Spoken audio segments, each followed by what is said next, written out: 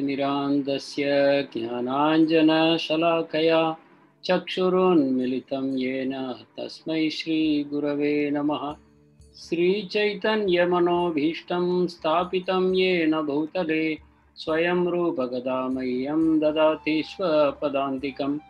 वन्देऽहं श्रीगुरो श्रीयुतापदकमलं श्रीगुरून् वैष्णवांश्च श्रीरूपं साग्रजातं सहगणा रघुनाथान्वितं तं सजीवं साद्वैतं सावधूतं परिजनसहितं कृष्णचैतन्यदेवं श्रीराधा कृष्णपादान् सहगणा ललिता श्रीविशाखान्वितांश्च। नमो ॐ विष्णुपदाय कृष्णपृष्ठाय भूतले श्रीमते भक्तिवेदान्तस्वामिन्निति नामिने। नमस्ते सारस्वते देवे गौरवाणी प्रचारिणे निर्विशेष शून्यवादी पाश्चात्यदेशतारिणे। वाञ्छाकल्पतरुभ्यश्च कृपा सिन्धुभ्येव च पतितानां पावनेभ्यो वैष्णवेभ्यो नमो नमः। हे कृष्णा करुणा सिन्धो दीनबन्धो जगत्पते गोपेश गोपिकान्त श्रीराधाकान्त नमोऽस्तुते। तप्त कांचन गौरांगी श्रीराधे वृंदावनेश्वरी वृषभानुसुते देवी प्रणमामि हरिप्रिये। वाञ्छाकल्पतरुभ्यश्च कृपा सिन्धुभ्येव च पतितानां पावनेभ्यो वैष्णवेभ्यो नमो नमः। जय श्री कृष्ण चैतन्य प्रभु नित्यानंद श्री अद्वैत गदाधर श्रीवासादि गौर भक्तवृंदा। हरे कृष्णा कृष्णा कृष्णा हरे हरे, हरे Ram Ram Ram Hare Hare. Hare Krishna. We welcome participants on behalf of ISKCON Chennai for our discussions on the 17th chapter of Srimad Bhagavad Gita as it is certification course. This chapter is entitled The Divisions of Faith. So if you recollect, the third 6 chapters of Bhagavad Gita, it is going into the support systems for performance of bhakti. So there, right from 13th chapter, Krishna introduced the concept of modes of material nature. While analyzing nature into its various elements, 23 or 24 different elements of nature, Krishna clearly showed us that soul is not one of the elements of material nature. The soul is different. He told us that it is his own amsa, his own part and parcel, a higher energy of Krishna, superior energy of Krishna. But the material nature, which is composed of 23 elements, is an inferior energy of Krishna, and it consists of the 3 modes of material nature called Sattva, Rajo, Tamoguna.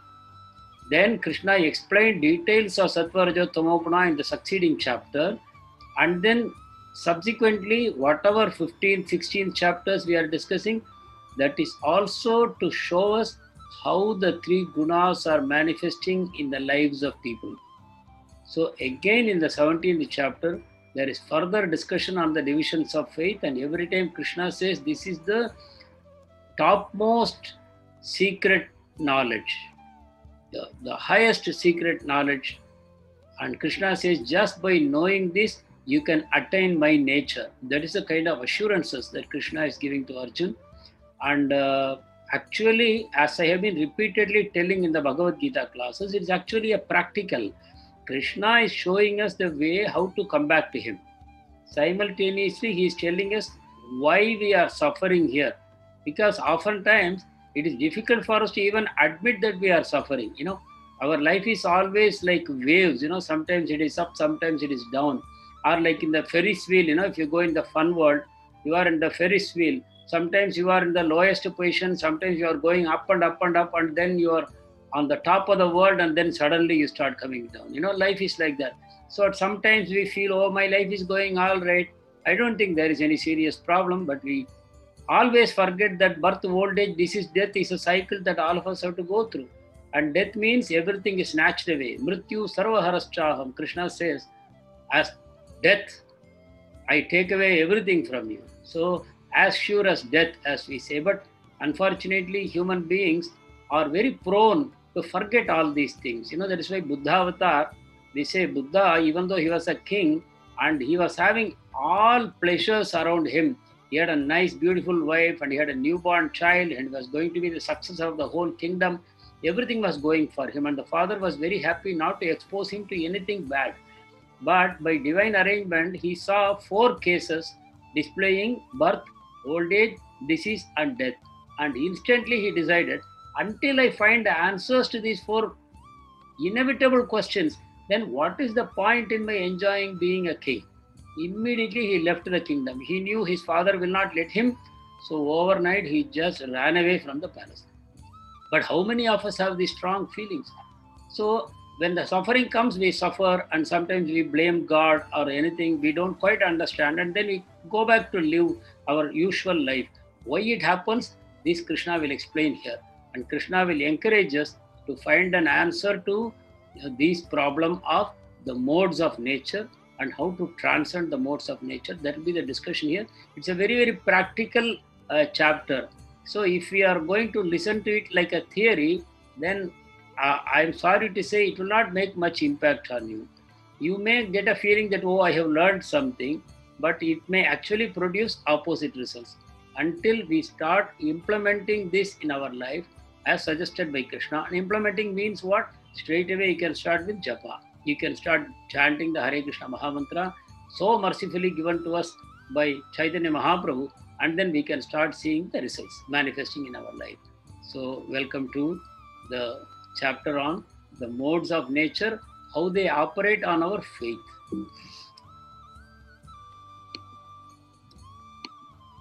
So here is a summary of the chapter. I am just briefly touching upon what the chapter covers. It's quite a small and very concise chapter, but it's all very practical oriented. So first of all, Krishna says, what is faith which is not based on Shastras? Actually, faith not based on Shastra is no faith at all. That is the conclusion, but we will get at the end of this chapter. So we all, just now we discussed how the modes of nature, Sattva Guna, Rajoguna and Tamo Guna affect our life. It affects our thinking, it affects our faith. So whatever we do and whatever we think and our behavior, our speech, everything is colored by these modes of nature. How to overcome that? You have to follow some rules given by God. That's called a scripture or Shastra. The Shastra tell you, you have to get up at this time, you have to bathe at this time, you have to do only this kind of work, that kind of work you should not do, like that. The Shastras are giving complete set of instructions for our life. Actually, in that sense, what we call freedom is completely ignorance. By following the scripture completely with faith, then we travel upward, we are elevated. So Krishna says, when you are not following the Shastra and you say you have some faith, that is based on your own mentality. And what is that mentality? One of the 3 gunas or a mixture of the 3 gunas. So the mentality is a product of the material modes of nature, whatever we have acquired. Some of us may be in Sattva, some of us in Raja, some of us in Tamo Guna. So accordingly our mentality will be there. And our faith will be also based on that. The modes will determine our nature of faith and how we act. So this reflects in how we eat and what kind of austerity, tapasya we follow in our life, what kind of sacrifices, yajnas we make in our life, and charity, dana. All 4 things, the modes are reflecting when I am not following the scripture. So that we will see when we proceed further. And what happens when all these things are governed by the modes of nature? They produce inferior, temporary, bothersome results. And they bind me in this material world, and I have no hope of going upward. Not only that, every chance that I will go downward, downward and downward until I transcend my modes. So what is the recommendation? How to overcome the modes in life? We have to purify with Om Tat Sat, which is also called Krishna consciousness. This is the essence of this chapter. Now we will go into details. So by nature, what are the souls? The souls are parts and parcels of Krishna. So the souls share the nature of Krishna, which is complete faith and pure love for Krishna is automatic. It will be difficult for you to quite understand this by your imagination. But let us say, how much faith we have that I am this body. Is it not a strong faith? We all believe that I am this body. From the time we are born, we are looking at our body through the mirrors, and people are talking to us as though we are the body, and there is some pain or pleasure we feel through the body. So we are convinced that I am the body. That's called realization, but it is a false realization. But souls know that they are not the material body. Souls know that they are part and parcel of Krishna. Souls know that they are the eternal servants of Krishna. And so they have complete faith and pure love for Krishna. And souls means you and I, we are souls. So we all have that complete faith and love for Krishna with us. It is an inherent part of the soul. You can take the example of fire and light. In fire, light and heat are inherent in fire, is it not? Somebody doesn't have to put heat and light into fire to make it fire. No. Fire means heat and light. Sun means heat and light. Same way, the soul means complete faith in Krishna and pure love for Krishna. This is the nature of soul. You can imagine, like a flame has heat and light, the soul has love for Krishna inherent in that. But when the soul falls down, imagine a spark of the fire. When it is close to the fire, it is like fire only. It shines. But when the spark goes away, the shine is lost. Similarly, we are tiny parts and parcels of Krishna, and we have fallen down. So as a result, our faith and love for Krishna have become perverted by selfishness. The moment we became selfish means what? Selfish means we became body-centered. We started thinking, I am a body and I have no connection with Krishna. As a soul, I was part and parcel of Krishna. But as a body, I think I have no connection with Krishna. Then what starts? Oh, then I want to enjoy. So the enjoying spirit comes. So when the soul falls down in the material world, our faith and love both get perverted. And then what happens?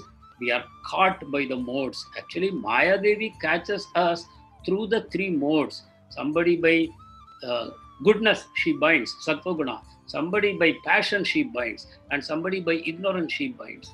And then our faith is only percolating through the modes. So every time it takes a different color.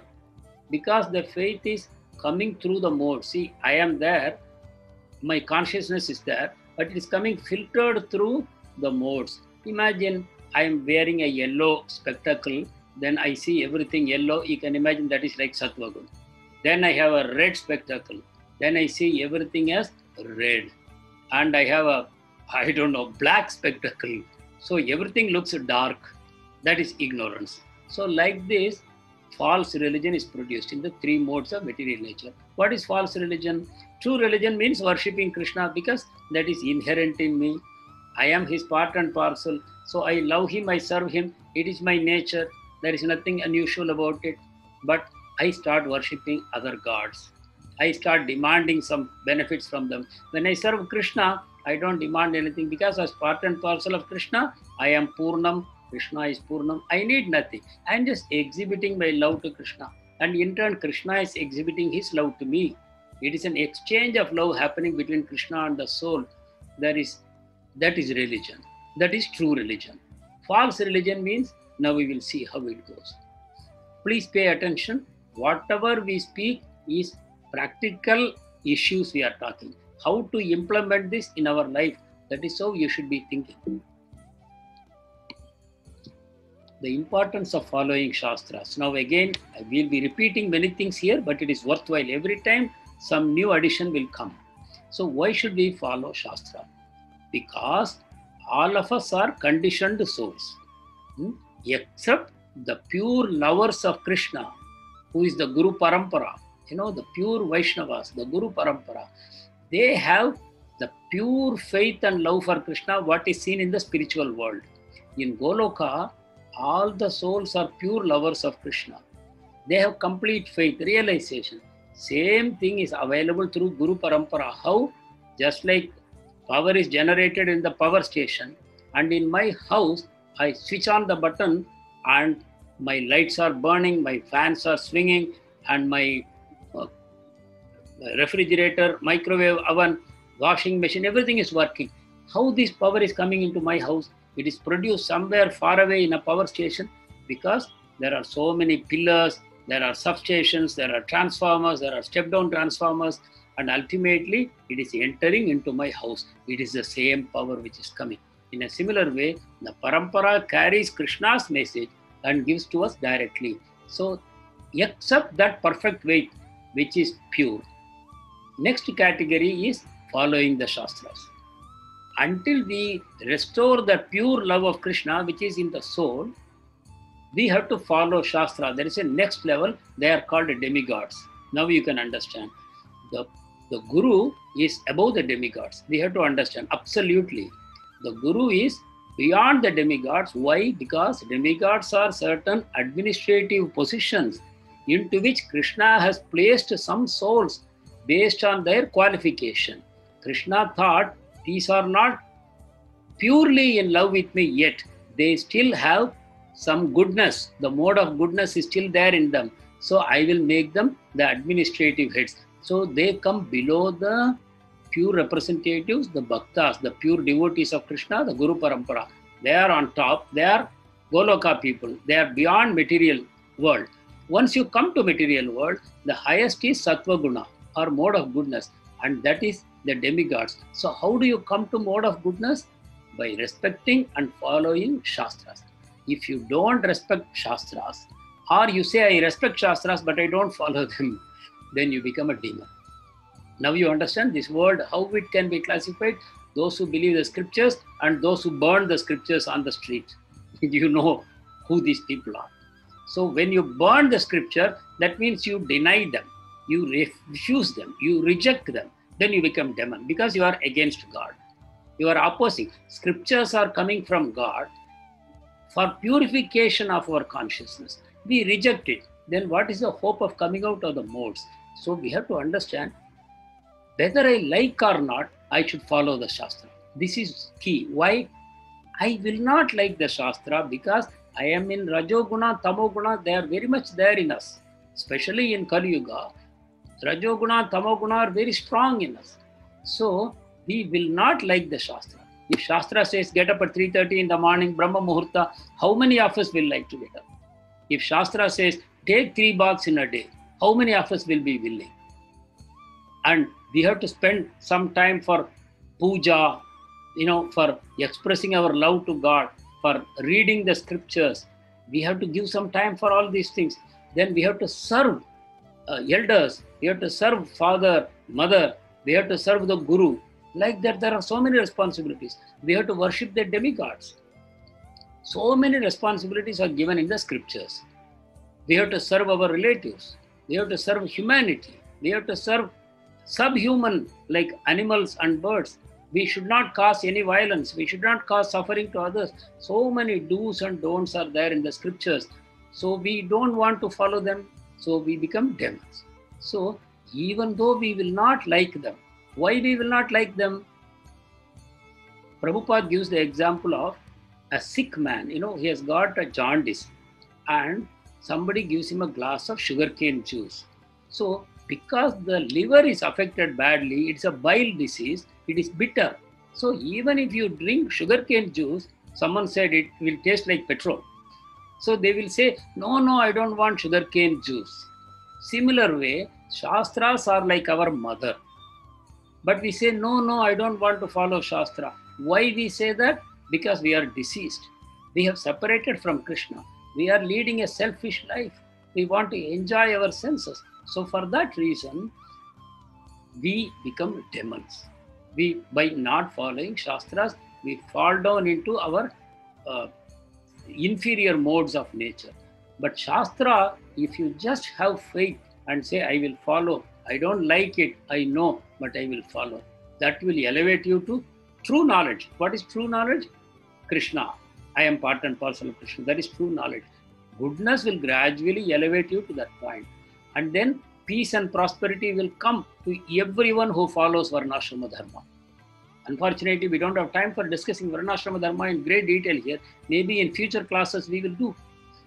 And the scriptures will protect you from the three modes. This is most important. Scripture will protect you from the modes, and blind faith is useless. Sometimes we think, oh, I believe in some man, some man did some miracle, so-called miracle, some magic, some trick, whatever. And then I make a temple for a human being and I start worshipping him. And I say he's God. Not at all backed by any scripture. We cannot manufacture a God. Who is God? What the God looks like? How to make a deity of God? Everything is contained in the scriptures. Even the future incarnations of God is given in the scriptures. Even Chaitanya Mahaprabhu's incarnation, which happened 500 years ago, it was predicted in Bhagavatam 5000 years ago. It is predicted in Vishnu Sahasranamam. It is predicted in so many other Puranas. So somebody cannot say I am God. Or somebody cannot also say there is no God, you and I are also God, like that. So blind faith is useless, we have to realize. And we have to understand, if we have some faith today, in somebody like that, some human being, he has a perfect gift of the gab. He can speak well, he can impress people well. You don't know his personal life, you don't know his personal character, but the very fact that he allows people to worship him as God, it shows that he's a very inferior human being. If he allows people to call him God, whether he calls himself God or not, but if he allows others to call him God and then smiles broadly, then he's a very dangerous person. You should not follow, because he's pushing you down in your modes to the tamoguna. So this is the point here. So it is very important to follow Shastra to protect ourselves. So who neglects the scriptures or Varnashrama principles? Two kinds of people are here. This picture shows Kumbhakarna. He's having rishis and munis, you see, he's holding them in his hands, he's going to eat them now. And they're all running, scattering away from him. So there are two types of people who neglect Varnashrama principles. In this Kali Yuga, you will find that many people give it up out of laziness or indolence. I was just now giving an example. If I say you wake up early in the morning, you go to bed early in the night, that is also a problem for everybody. Everybody is addicted to so many TV programs, and there are TV serials, reality shows, and so many things. And there are so many gossip programs about who is a criminal, who is not a criminal. So many discussions take place, and we are all interested to know these things as though it is of so much importance in our life. So because of laziness, they give up, even though they believe scripture, but out of laziness, they don't follow the rules of scripture, but they may still worship demigods with faith. They may worship Shiva, Vishnu, Brahma, Indra, Chandra, Ganesh, Kumar, like that they may worship. So they have some faith. Second category of people are completely atheistic people. They are rebelling against Vedas and God. They are proud, egoistic, lusty, envious people. They are basically demoniac people, atheistic people. But unfortunately, those who are in the first category, they can very easily go down into second category, because when we don't use our human form of life properly, our destination will be to go into lower forms of life. So we can ourselves become demon in a future lifetime. Now we talked about four things. The modes operate in us in four ways. One, the kind of food that we like to eat. So first we are going to discuss foods. So very easily we can judge ourselves from our food preferences. We can see in what mode I am predominantly placed, what kind of foods I like to eat, what kind of foods I am keeping in my house. When I go out, what kind of foods I eat. My basic food preferences will show what are my mode. So now, this is the first shloka, 17th chapter, 8th shloka. Ayusattva bhalarogya sukha priti vivardhanaha rashyah snigdha stira hridya ahara satvika priya. Ayusattva bhalarogya sukha priti vivardhanaha rashyah snigdha stira hridya ahara satvika priya. So what kind of food is preferred by sattvic people? Foods dear to those in the mode of goodness increase the duration of life. So first of all, we have to understand, See, the people who are in Sattva Guna, they automatically prefer food which is healthy. They increase the duration of life, purify one's existence. That means not only the body, but the mind also it purifies, you see.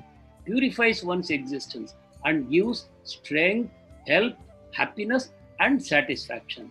Such foods are, now we are describing the nature of the food, how to identify such food.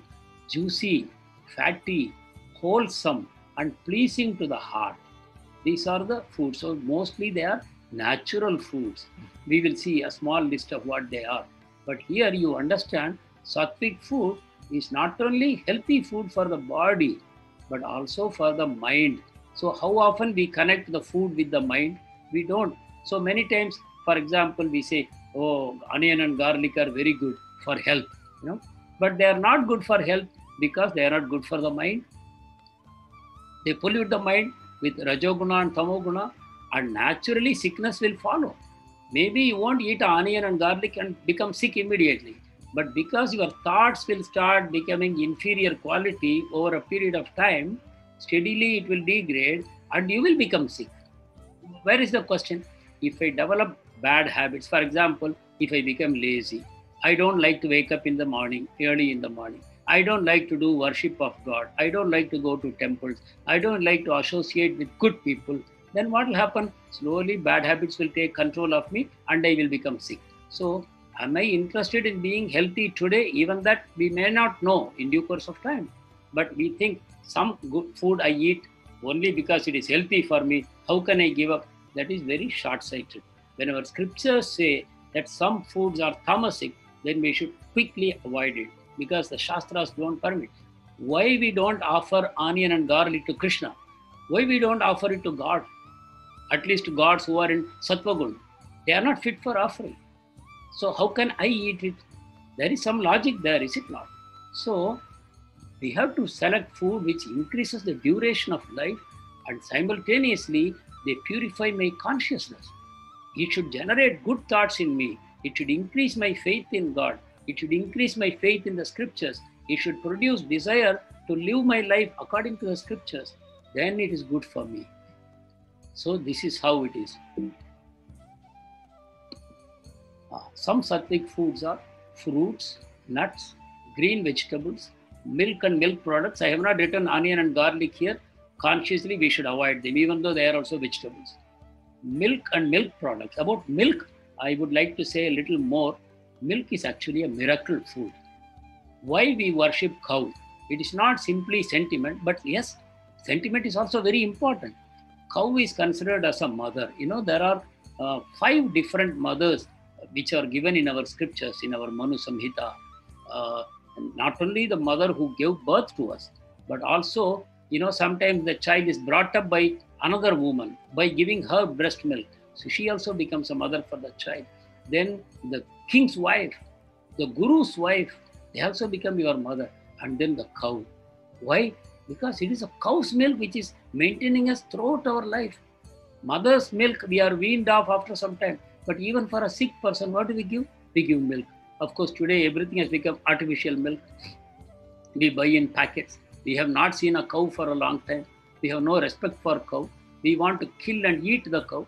And even though I am Hindu, even I feel sometimes that, oh yeah, cow is not giving any milk. What is the point in maintaining it? Then I can do the same thing with my father and mother also, no?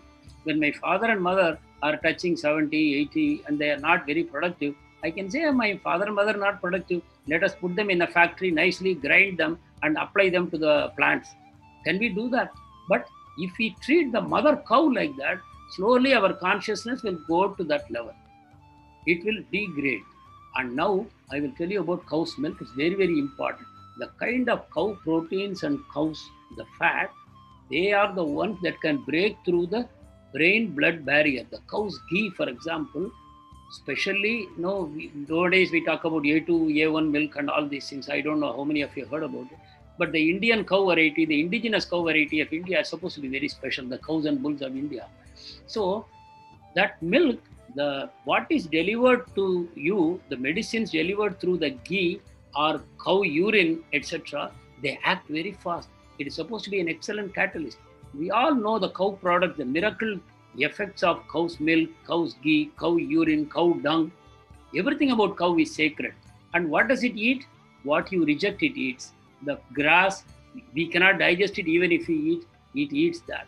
You remove the oil from the oil seeds and the dry oil cakes, you give it to the animal. That also it eats. And whatever it eats, by a miracle process, it converts into milk. Can we do that?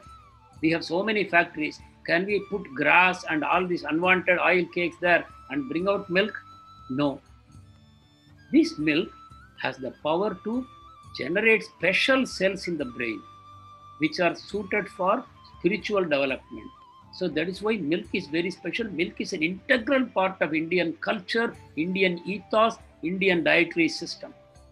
And now we are killing cows. And we have earned the great credit of being maybe the number 2 beef exporters in the world.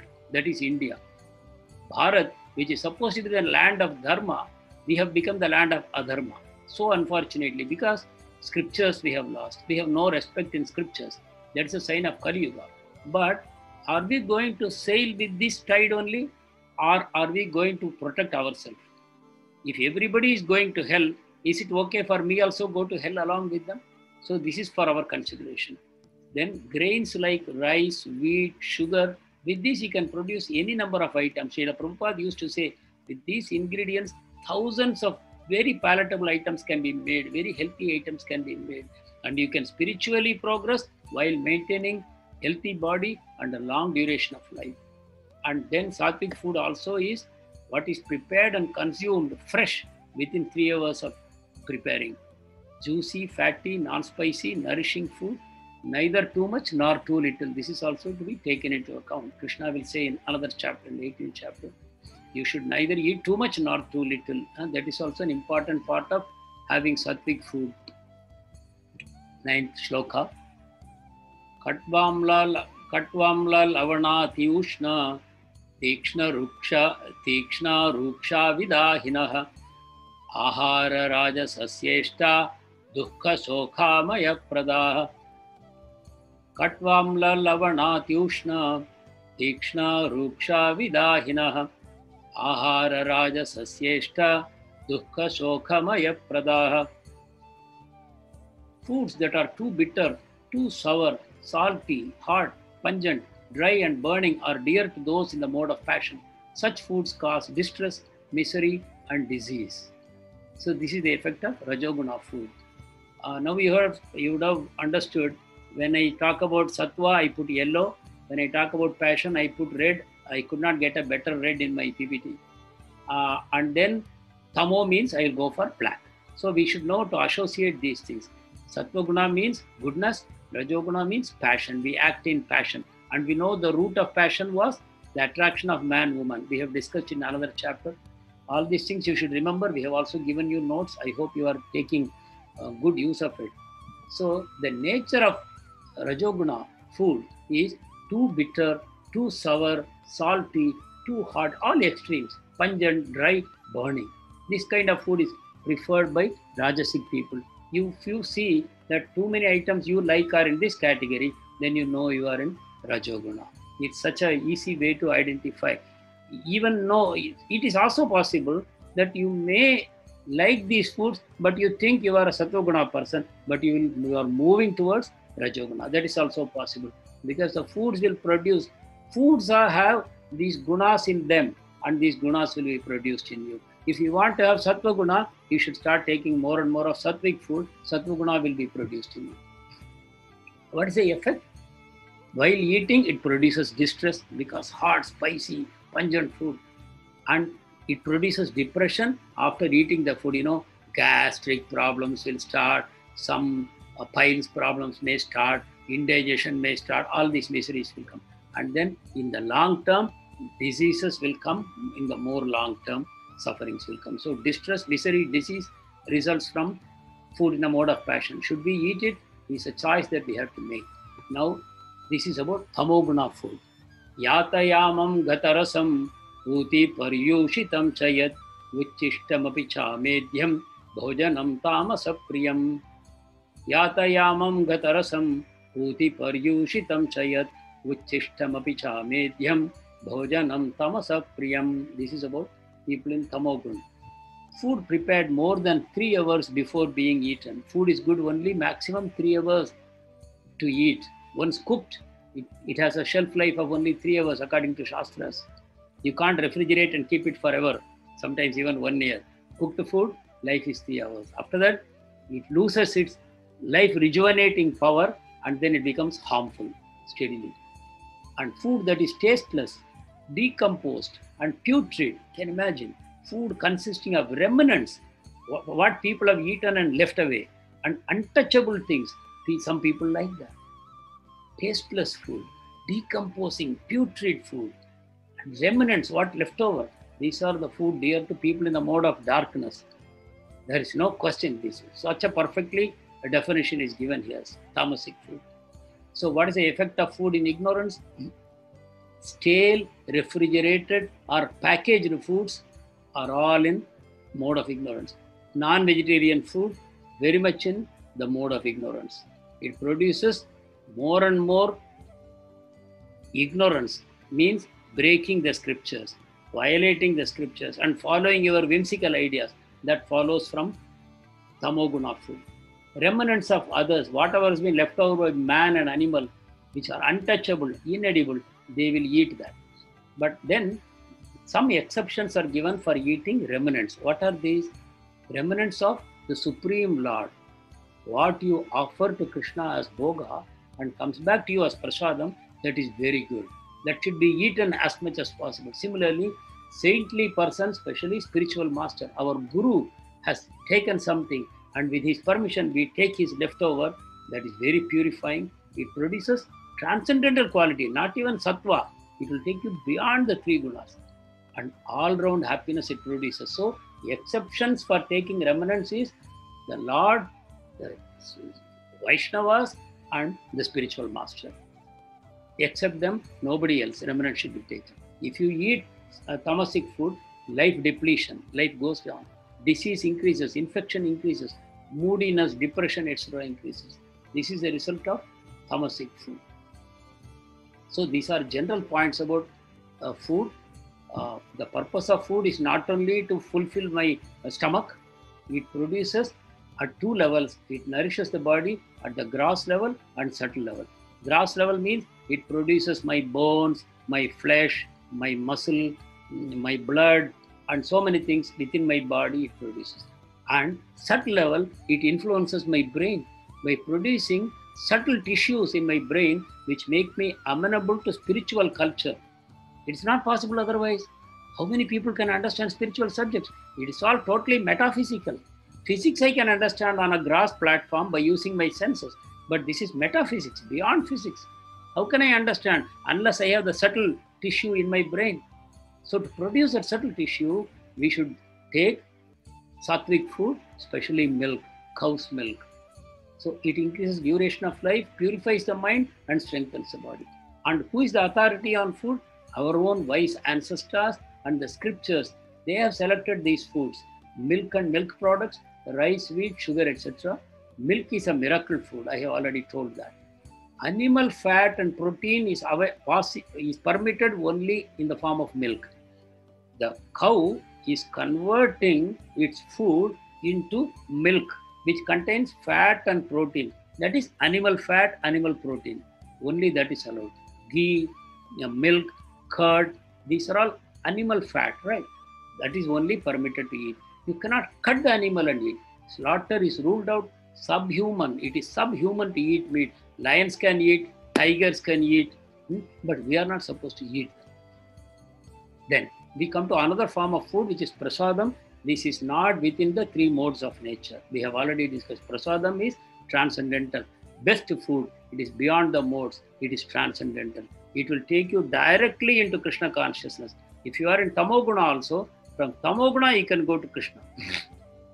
Automatically it will swiftly take you through to the highest platform by always eating prasadam. So we should make a resolution that I will always eat prasadam. That is, after offering to Krishna, the remnants of food, that should be taken by us.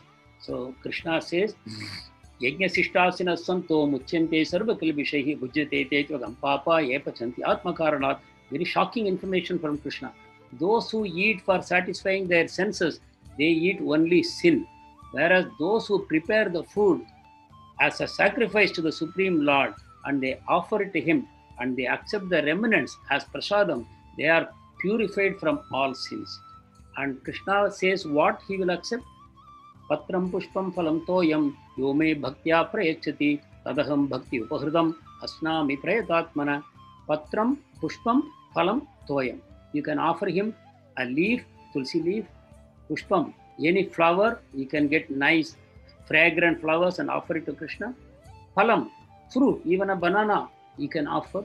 Toyam, just water. So He wants only vegetarian food. He doesn't say you sacrifice a goat for me, sacrifice a cow for me. No, Krishna is never pleased with that. So we should offer Him nice vegetarian food, decorated with tulsi manjari, tulsi flowers on that, and then offer it to Krishna. Then you take that prasadam that purifies your life and it takes you closer and closer to Krishna. So when Krishna accepts the food, what does He accept? He accepts the love and devotion. Tadaham bhakti upahridam.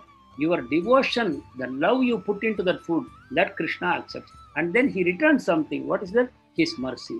That is called prasadam. Prasadam means mercy, nothing else. So the Lord's mercy is there in the food you eat, the prasadam. So it takes you beyond the modes. So this is important for us to know. While we are discussing food in the three modes of nature, we should also know the food which is beyond the three modes of nature, which is Krishna Prasad, nothing else. Now we have discussed food. Now we come to austerity called tapasya. What is it? 17:14. Devadvija Guru Prajna Pujanam Sauchamarjavam Brahmacharyam Ahimsa Cha Shariram Tapa Uchyate. Again. Devadvija Guru Prajna Pujanam Sauchamarjavam Brahmacharyam Ahimsa Cha Shariram Tapa Uchyate. This is tapasya in Sattva-guna for the body. Austerity of the body consists in the worship of the Supreme Lord. See, austerity, tapasya means what? Worshipping Krishna is tapasya. Brahmanas, you should worship Brahmanas. Who are Brahmanas? Brahmanas are people who are in the Sattva-guna. People who are in the mode of goodness are called Brahmana. The word Brahman means truth. Brahman means truth. Brahmana means one who is always searching for the truth. One who always wants to live in the truth, which means live in God. Only such people are called Brahmana. Because the material world is illusory and false, Brahmanas are not attracted in material world. They don't want to learn material knowledge. They don't want to earn material wealth.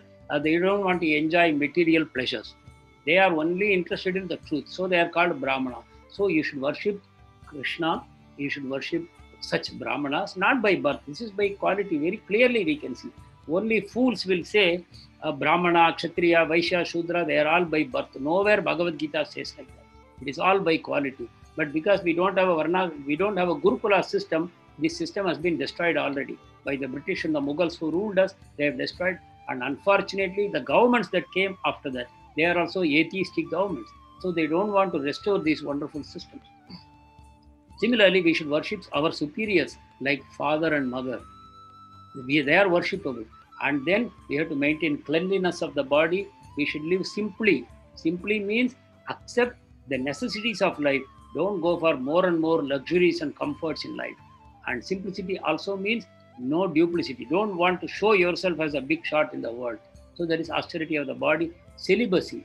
Celibacy means sex life not for recreation. Sex life is only for producing children, that to God-conscious children, to bring them up into God consciousness.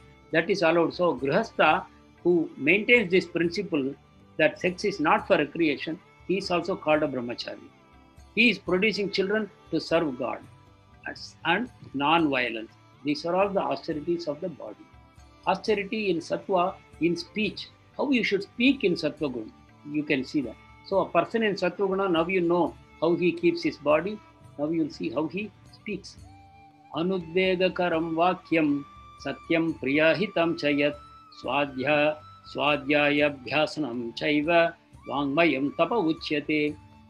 Anudvedakaram vakyam satyam priyahitam chayat Swadhyayabhyasanam chaiva Vangmayam tapa uchyate. Translation: austerity of speech consists in speaking words that are truthful, pleasing, and beneficial, and not agitating to others, and also in regularly reciting Vedic literature. So, what you should speak? You should speak only the truth. Means you should speak according to scriptures. We don't even know what is scripture. So, we should speak truth, means only scriptures contain truth. We should speak that. Not only truth you should speak, it should also be pleasing. So not only truth, but it should be pleasing to the listener. Not only pleasing, it should also be beneficial to the hearer. Not only beneficial, it should not agitate them. All these four qualities should be there in our speech. And then we should regularly recite the Vedic literature. Then only our speech becomes purified. So this is speech in Sattva Guna. Speech should fulfill all four conditions. Fault finding is not our role. We should never find fault in others. Now you can see most of the television programs are about who is wrong. There are debates, there are discussions, there are always, some crime somewhere takes place.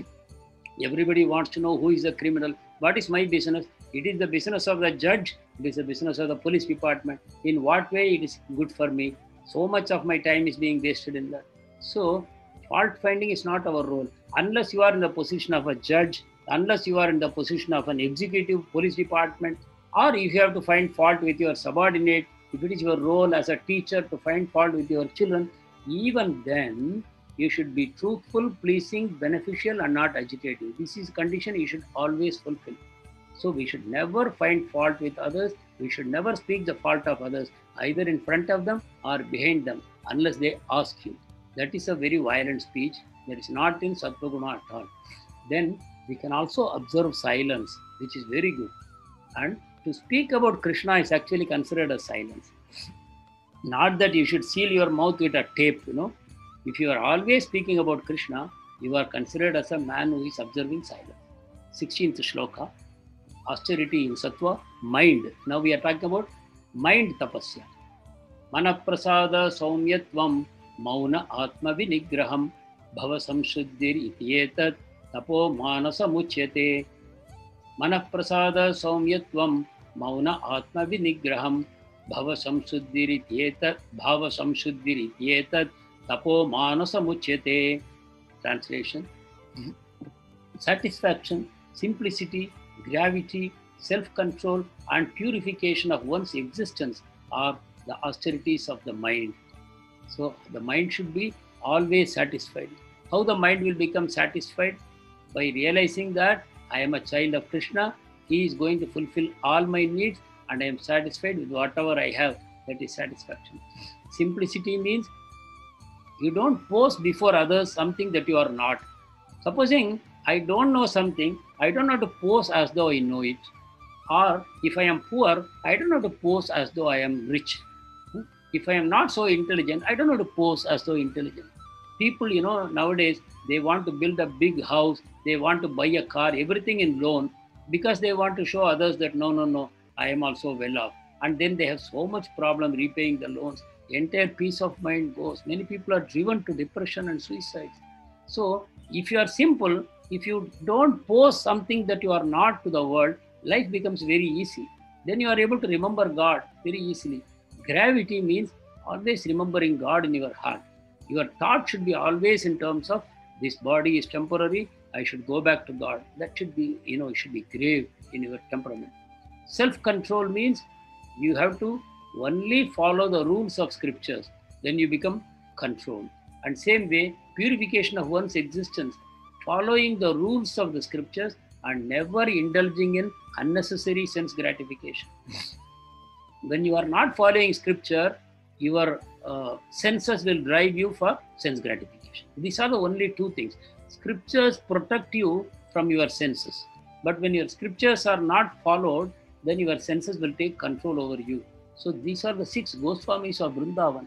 They were the disciples of Chaitanya Mahaprabhu. They were people who came from excellent backgrounds, very wealthy backgrounds, but they became so simple. They used to sleep under a different tree every day so that even that attachment should not be there. They wrote so many wonderful bhakti literatures and they distributed it, and they only rejuvenated Vaishnavism in India after Chaitanya Mahaprabhu's time, Chaitanya Mahaprabhu appointed these people to stay in Vrindavan and to write wonderful literatures, to build beautiful temples, and to preach to people. So these 6 Goswamis are the best examples of austerities of the mind. They lived so simply. So this is a summary of austerity in Sattva Guna. There should be transcendental faith, which is faith that leads you to transcendence, because goodness is not exactly transcendence, but it is very close to transcendence. The mode of Sattva is called goodness. Then there is something called pure goodness, that is called Shuddha Sattva. So this Sattva Guna is close to Shuddha Sattva. So they have strong faith in God, and they have no material goal in observing tapasya. Then what is the goal? They want to please God. Why they want to please God? Because they know God is giving me everything. He is my father, mother, and whatever I have, it is His blessing. So they are so grateful to God, they want to please Him. So we have to understand, whatever austerity they do in Sattva Guna, they are not doing for any result, not for any material result. They just want to please God, because they have automatic faith. So with the body, they worship God, Brahmana, spiritual master, and superiors like parents. With speech, they are always truthful, pleasing, beneficial, don't agitate others. They never find fault with others. If you are finding fault, they will move away from that place. They don't like to hear somebody being blasphemed in front of them. They always see the good in others, like a honeybee, which is always looking for nectar. Even if there is a huge garbage collection, if there is one rose plant and there is one rose flower on it, the honeybee will go and sit in that rose plant. It will ignore all the garbage. But somebody having the mind of a housefly, even if somebody is very healthy, the whole body, there is one small boil in one part of the body, it will go and land there only. We should not be like the fly. We should be like the honeybee. We should learn to see good in others. Actually, I have put no fault finding. The correct way to put it should be good finding. We have a duty to find good in others. Always we should try to think good of others. And then what is tapasya in mind? Gravity in thought, satisfaction, simplicity, self-control, purification of existence, avoiding the present age engagements. Instead, we should read the scriptures. Then this is austerity in passion. They have seen Sattva Guna, now passion in Rajogun. It is done for material benefit, to get into heaven or enjoy worldly gifts. In this picture, you are seeing actually Hiranyakashipu, who was performing tapasya. You see the fire that is coming out of his body, it is burning even the heaven. And the entire creation is disturbed by his tapasya. Why he is doing? To enter into heaven, to control the heaven, and to enjoy benefits. It is out of pride also, to earn respect, honor.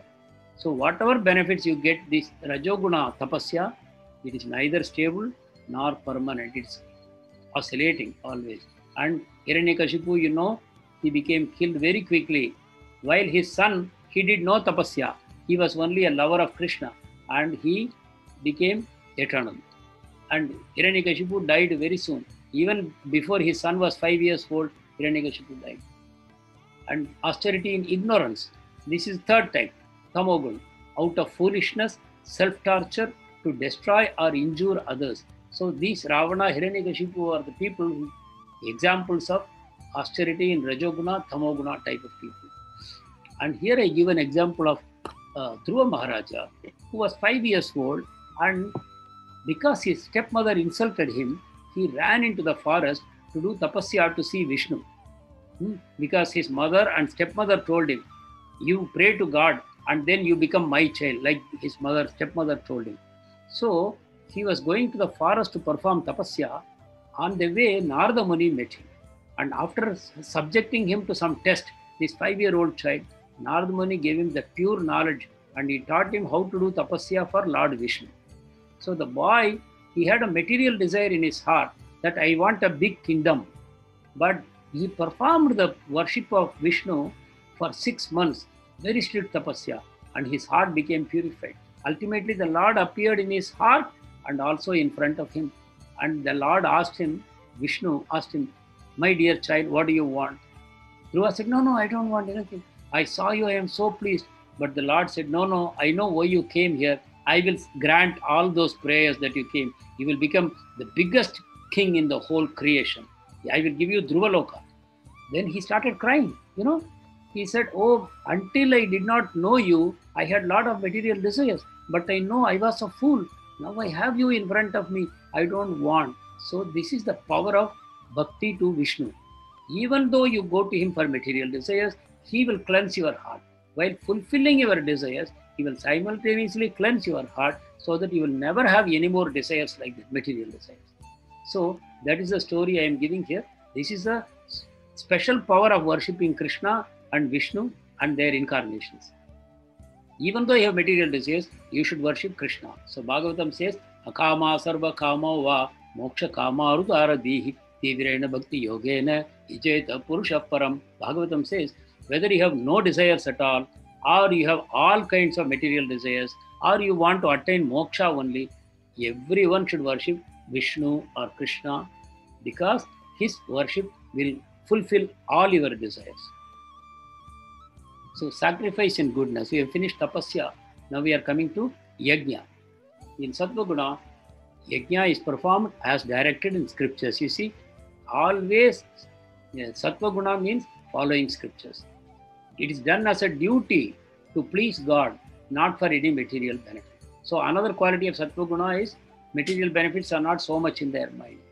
And civilized men, I am putting Aryans in bracket. The meaning of Aryans is civilized men. Who are civilized men? Those who know God as our benefactor and obey him and his scriptures. Such people they perform in the sacrifice in the mode of goodness. Gratitude, only motive for them. No reward is expected. Gratitude to God for whatever he has given. So, yajnas, these are performed for the welfare of the world. Such yajnas are in the mode of goodness. It is done for welfare of the world and for the pleasure of, by pleasing the Lord, you get the welfare for the world. Whereas sacrifice in Tamoguna, it's what is not approved by scripture is sacrifice in Tamoguna. No prasadam is distributed, no chanting of Vedic mantras, or no remuneration to the priest. There is no faith. So, very interesting. The faith in Tamoguna is actually equal to no faith, because you are breaking the scripture. Then what kind of faith do you have? So it is actually faith in ignorance means no faith at all. Somebody says, we are going to do Durga Puja, we are going to do Ganesh Puja, and they come for collection from every household. They take the collections, they make one big statue, and they will play all cinema songs there, and they will have some cultural programs, and they will pocket the rest of the money and go away. That is called sacrifice in Tamoguna. They perform puja to demigod, but they have no belief in the God only. They want to spend the money on recreation. So this is disregarding scriptures. So display of religiosity to impress other people is also demoniac, and it is in Tamoguna. So here is somebody cutting his head and offering to Shiva. So this is clearly, Shiva doesn't ask for this kind of sacrifice. So this is purely in Tamoguna. Now charity. Charity in goodness. Out of a sense of duty, you do charity without expecting return. Here is a person who needs it, and here is a person who will use it properly for the welfare of himself and others, and then you give, and you don't expect anything in return. So at the right place and the right time, usually during eclipses or auspicious times of the year or the month, that time we have to give charity to worthy persons. Worthy persons means when they receive the charity, it will be for the benefit of the world. So qualified Brahmana, Vaishnava is the best recipient of your charity. If you give it to a drunkard or a drug addict or somebody who is given to all vices, you give charity by taking mercy on him. Will it benefit him or will it benefit the society? So we have to see the spiritual qualification and then give. Charity to undeserving poor is condemnable. It offers no spiritual benefit. Let me give one clarification. When somebody is in need and we don't help them, then also our heart will become hard. So what is suggested is, prasadam, Krishna prasadam is so purifying. So if you see a beggar, you can just offer him Krishna prasadam. And you can request him, please chant Hare Krishna. That is a nice way of doing charity. Instead of giving money to all kinds of people without knowing how it will be used. If I have wealth, I can use it for distributing Bhagavad Gita. I can give it to the temple where Bhagavad Gita is propagated. I can give it to Vaishnavas who will definitely use it in the proper way only. So this is charity in goodness. So this will produce good results for you. But if you do charity in passion, expecting some return from the receiver, desiring fruitive results, like I want to go to heaven, I want to enjoy sense gratification, or even in a grudging mood, somebody is forcing me to give, or I give it and later on I regret it. This kind of charity is no good. Charity in passion. And charity in ignorance, opposite of everything. Wrong place, wrong time, wrong person, like a drunkard, drug addict, or somebody, you give him charity without proper attention and respect. And what are the results? It will harm you, the donor, and the harm to the receiver and to others also. So clearly, such charity is dangerous. So now you see, even nice things like austerity, sacrifice, charity, everything becomes polluted when it comes under inferior modes of consciousness. Even charity becomes harmful. Even sacrifice becomes harmful. So we are coming to the conclusions. Faith in scriptures elevates us to pure knowledge. Faith colored by the modes is useless, especially Rajogun and Tamogun. They bind you and they degrade you. If your faith is colored by Sattva Guna, it will gradually elevate you. Gradually. But if you want to quickly elevate yourself to beyond the three gunas, then you should target all your activity to pleasing the Supreme Lord. This is the way. All your activity should be for pleasing the Supreme Lord. Then you go beyond the three gunas. This is represented by the phrase, Vedic aphorism, Om Tat Sat. So Krishna talks about Om Tat Sat in the last few shlokas of this chapter. What is it? We will see now. Om Tat Sat. That is a very important Vedic mantra. So we have to remember God at the commencement of all our actions, whether it is austerity or yajna or charity. Anytime we should remember Krishna at the commencement. Then at the conclusion of the activity, we should say Om Tat Sat. And even during the middle of the action, we should remember Om Tat Sat. What is it? I will explain to you. All Vedas start with Om. Every Vedic mantra starts with Om. And that Om is the sound form of Krishna. So when you say Om, you are remembering Krishna. In Bhagavad Gita, Krishna said, I am the sound Om, Pranavam. I am the sound Om. Krishna said that. So when you say Om, you are remembering Krishna. When you start the Vedic hymns, it starts with Om. Similarly, any activity we should start by remembering Krishna, Om. And that means you are working on behalf of Krishna. This work, Krishna, I am not doing. You are doing. I am doing as your instrument. Then Tat, the second word Tat, describes working with detachment from the fruits of our action. I am doing some work not to enjoy the fruits, Krishna. I am only doing it to become free from my material consciousness. My consciousness is now trapped by material energy, by the three modes. I want to transcend and attain liberation. I am doing for that. So Tat means detaching from all things material, only to attain liberation. Then Sat means we are doing the activity for pleasing Krishna and his devotees. So if you do all your work in this consciousness, you start the work on behalf of Krishna, see that you are an instrument, and you are not interested in the fruit of the work, that is called Tat. You are not interested in the fruit, only thing you want to transcend the modes. And Sat means you conclude the work with Sat, and that means I am offering this for the pleasure of Krishna and his devotees. By doing it, what will happen? You become Sat. Sat means absolute truth. The meaning of Sat is absolute truth. The meaning of Om is absolute truth. The meaning of Tat is also absolute truth. So, by performing work in this mood, we also become Sat. So, this is the essence of Om Tat Sat. So, Krishna recommends everybody to work in the mood of Om Tat Sat, consciousness of Om Tat Sat. And what is Asat then? We have talked about Sat. What is Asat? Sat is absolute eternal truth. Asat is religious activity which is done not in the right consciousness. It becomes useless in this life and next. We should avoid such activity. We should always follow the scripture in our life. When we deviate from scripture and do anything, it becomes useless. The result is temporary, the ultimate goal of purification of consciousness and going back to Krishna will be frustrated. It will not be achieved. So, direct Krishna consciousness is better than gradual evolution to Sattva Guna and then to Shuddha Sattva. We should always try for direct Krishna consciousness. So, now I am going to show you some activities which are beyond the modes and they are in Krishna consciousness. Here is Srila Prabhupada performing worship to Radha Krishna. This is not under Sattva Guna because he is worshipping the Supreme Lord and not for any material benefit. He is doing it for the welfare of all of us.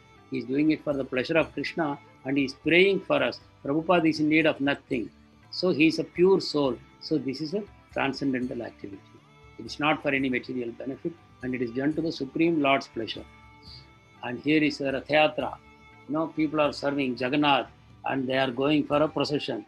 So this is a transcendental activity. Jagannath, Lord Shri Krishna, and he is going to give darshan to the whole world. And people are serving him in so many different ways by pulling the Rath Yatra cart, distributing prasadam on the way, taking his wonderful darshan. Everybody associated with this activity is in transcendental guna, beyond the three gunas, right? And Shravanam Kirtanam, here you see Sukadeva Maharaj, Sukadeva Goswami telling Bhagavatam to Parikshit for 7 days, 7 nights, continuously, and he is listening. This is called Shravanam. Parikshit Maharaja is hearing, it's called Shravanam. And Sukadeva Goswami is speaking, and that's called Kirtanam. So to talk about Krishna and to hear about Krishna, it's called Shravanam Kirtanam. This is all transcendental when it is about Krishna. And here it is Sankirtana Yajna. People are doing sacrifice in the form of chanting. So many people are sitting together and chanting the holy names. Hare Krishna, Krishna Krishna, Hare Hare, Hare Rama, Rama Rama, Hare Hare. So this is Sankirtana Yajna, chanting together. And here is another Sankirtana Yajna, singing together the same mantra. They are singing Hare Krishna, Krishna Krishna, Hare Hare, Hare Rama, Rama Rama, Hare Hare. This is a beautiful transcendental service to the holy name, Sankirtana Yajna, by singing together. And here people are singing and dancing together. This is a beautiful Sankirtana Yajna where people go on the streets. It's called Nagar Sankirtan. You won't believe, who inaugurated this? Chaitanya Mahaprabhu inaugurated this 500 years ago. And he said, this is the perfection of human existence. When you do Sankirtan, you are chanting the holy names in the streets. Everybody is hearing that sound and they are getting purified. Even a plant or a tree or an animal or an insect who is hearing it, they are getting purified. So going in the streets, singing and dancing, and they will also simultaneously distribute Bhagavad Gita to the people and other scriptures. So this is called Sankirtana Yajna, where you distribute the knowledge of God to people. So now, once again, we are concluding. After seeing all this, what should we do now? So first thing, we have to find a proper spiritual master in the Parampara. We have already discussed what is Parampara. We have to receive his training humbly by rendering service to him and inquiring submissively our doubts. And then what we will get? We will get faith in Krishna. That is the perfect result. We develop faith in Krishna. And in due course of time, this faith will mature into love of Krishna, called Krishna Prema. And that is the ultimate goal of the soul, because soul is a part and parcel of Krishna. When you don't love Krishna, that is your disease. But when you love Krishna, it is your perfection. And it is actually beyond moksha. Most people understand moksha as becoming formless and having nothing to do. But that is a moksha. But this is Krishna Prema, goes beyond that. You enter into the spiritual world, you are in the permanent association of Krishna and other pure souls like you. You have a transcendental body and you serve Krishna. So that is the perfection of life. So Chaitanya Mahaprabhu is Krishna's secret incarnation in Kali Yuga. He came to award pure love of Krishna. So his process is simple, sweet, and most sublime. Chanting, singing, dancing, feasting. serving the spiritual master, devotees, and Krishna in humility. This is the perfect way to transcendence. And let us chant Hare Krishna, Krishna Krishna, Hare Hare, Hare Rama, Rama Rama, Hare Hare. And ultimately, we see Prabhupada here. So let us take his blessings that we are almost nearing the completion of this course. Hare Krishna, Krishna Krishna, Hare Hare, Hare Rama, Rama Rama, Hare Hare, Hare Krishna, Krishna Krishna, Hare Hare, Hare Rama, Rama Rama, Hare Hare. So thank you very much. With this, we come to the end of the 17th chapter of the divisions of faith. So I request devotees to kindly take up chanting sincerely in their life. You may chant with 1 round, 2 rounds, you can start and you can gradually increase, but declare to Krishna your commitment to perform devotion by chanting his holy name. Declare to Krishna, Krishna, I understand that I am trapped in this material world. I want to become free. I want to return to you and to serve you. So please help me. In that mood, please start your chanting. So you can also get any books of Srila Prabhupada by contacting this number.